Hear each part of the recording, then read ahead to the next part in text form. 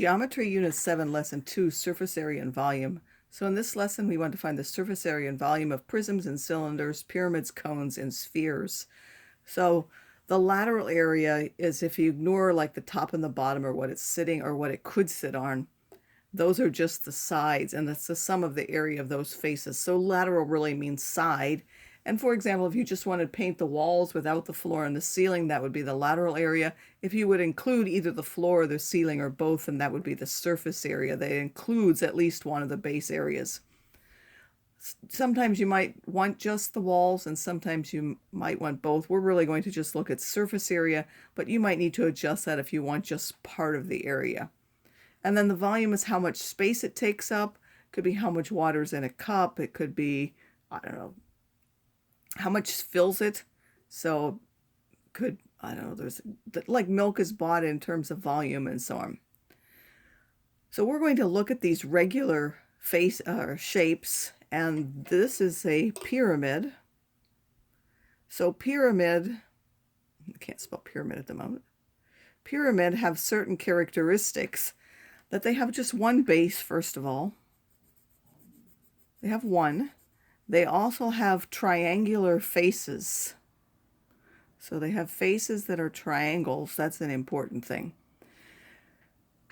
And then for a prism, which is what this is, prisms have two congruent bases. So the top and the bottom are exactly the same. And there are two of those. And then they have rectangular faces. So that's one thing that we need to know to be able to identify them. Now, all of the surface area and volume can be done in terms of four different quantities. The first two relate to just the base. So if you look at just the base, there's a perimeter and an area. Those formulas might involve a height. When they do, the height is the height of the base. So we may use h for it, but you have to understand that's the height of the base. Then this h, which we're talking about, is the perpendicular height. For that, we're talking about, this is for the space figure itself. This is not for the base. This is for the space figure. So when we're talking about that height, if it's a pyramid, we're talking about from the apex or the point down to the base where it's perpendicular. And if you're talking about a prism, it's the distance between the two bases, and it's the same for a cylinder. This is the same for a cone, the one that have a point. And then for a pyramid and a cone, there's also a slant height. That's from the point out to the edge of the base. It will be perpendicular, so it's marked perpendicular, but it's not perpendicular to the base. It's just perpendicular within that face. So it's perpendicular to this edge if we go down till there. So now for prisms and cylinders, and I'm assuming everyone knows what a cylinder is, where it has circular bases. In that sense, it's like a prism. The volume is capital BH, and the surface area, you take the perimeter times the height, and then you add two bases. So it's really just these lateral area, because if you go all the way around, that's a perimeter. So if I were to cut this and stretch it out, that would end up being the perimeter of the base, and then it's the height tall. So that would give the lateral area, and then you would add the areas of those two bases. For regular pyramids and cones, the volume is a third of what it is for a prism or cylinder. And now to get the surface area, you're going to have to take, it would normally be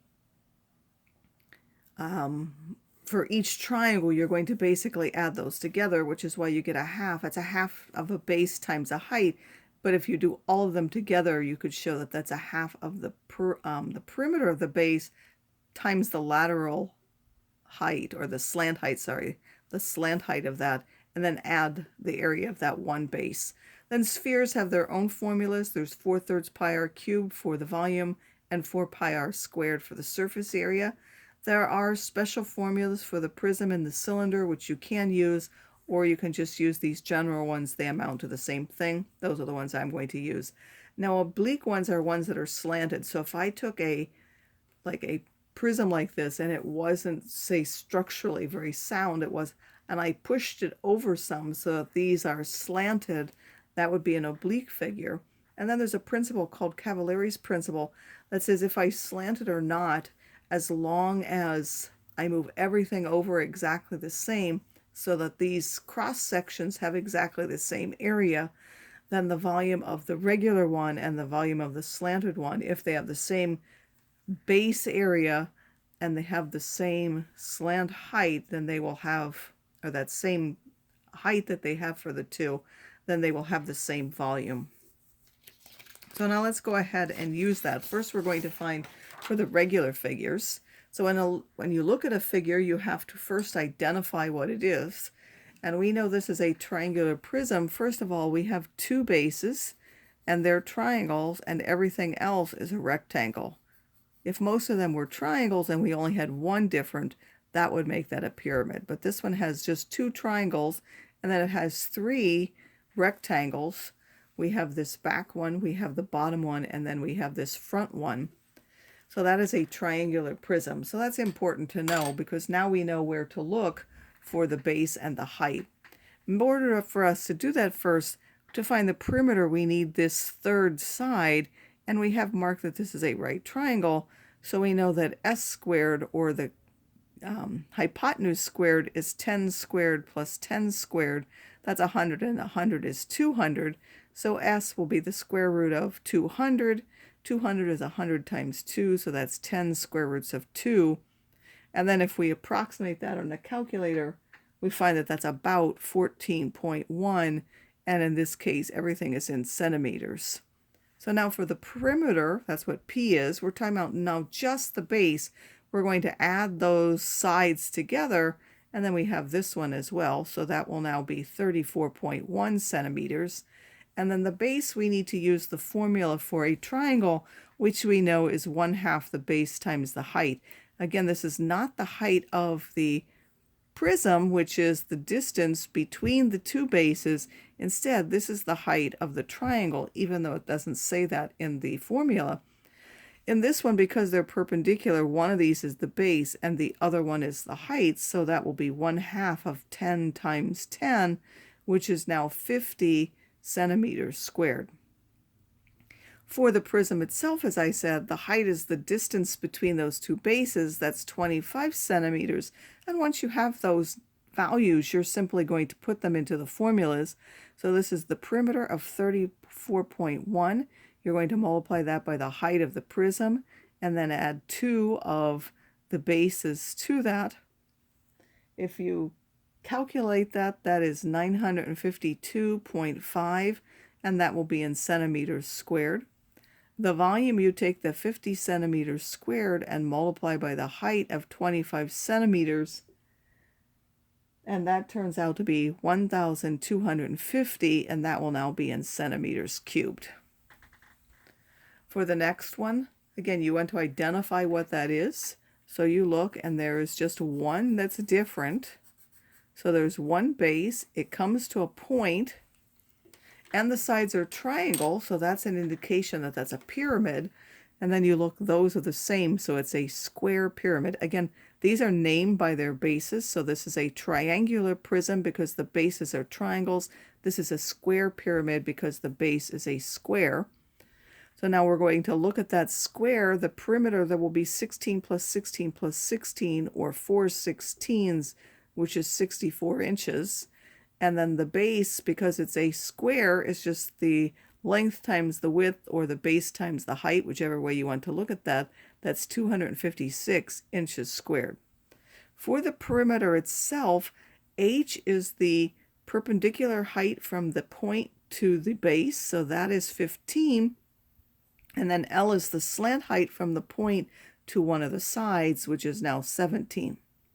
Sometimes you might have to find one of those, but we're given them in this particular case. And now we know, because it's a pyramid, we have these formulas for the surface area and the volume. We're just going to put in our numbers. We have 1/2 of 64 times the slant height of 17, and then we're going to add the area of the one base. For this one, we're going to take 1/3 of that base and then multiply by the perpendicular height from the point to the base, which is that. If you calculate them, this one is 392 meters cubed. And this one is 1,280 inch, or sorry, this is inches, not meters. This is now inches cubed.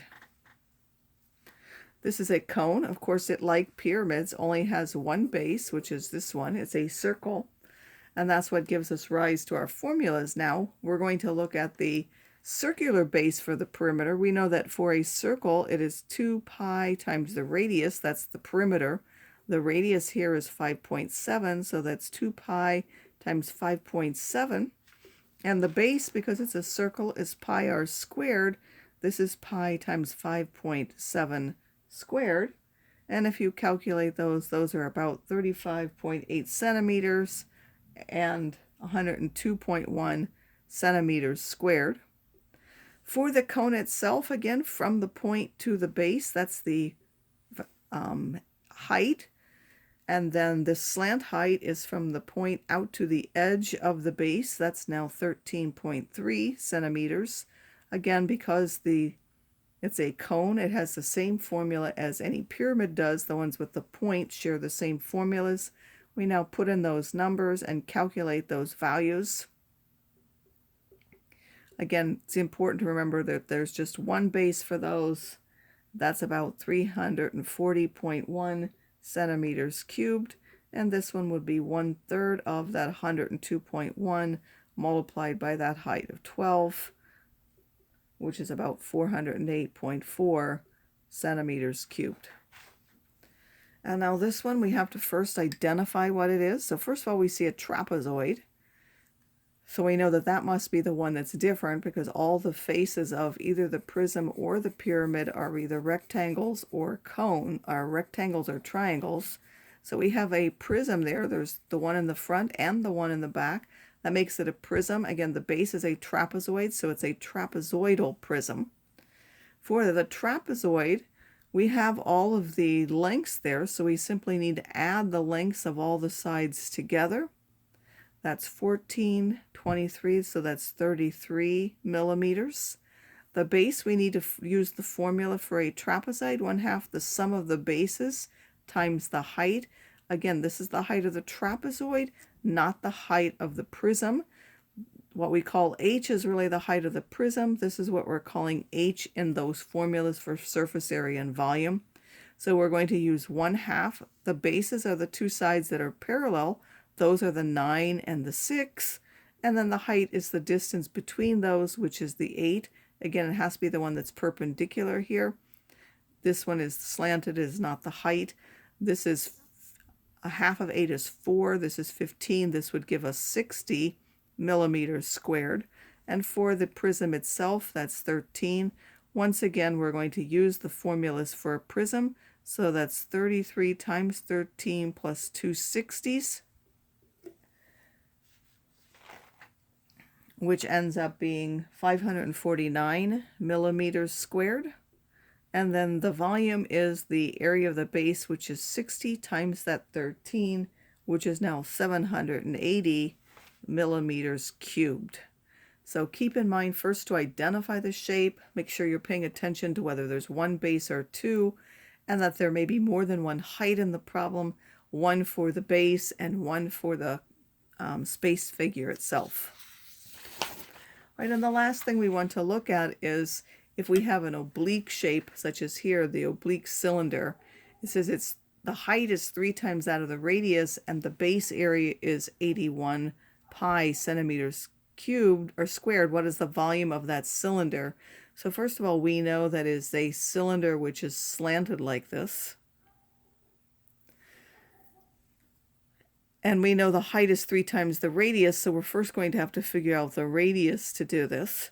We have the base area is 81 pi, and we know that that's the same as pi r squared because it's a cylinder. The base is a circle, so that means r squared is 81, or r is 9, so we know that that's 9 centimeters. Now that we have that, we know that the height of that cylinder is 3 times r, which is 3 times 9, or 27 centimeters.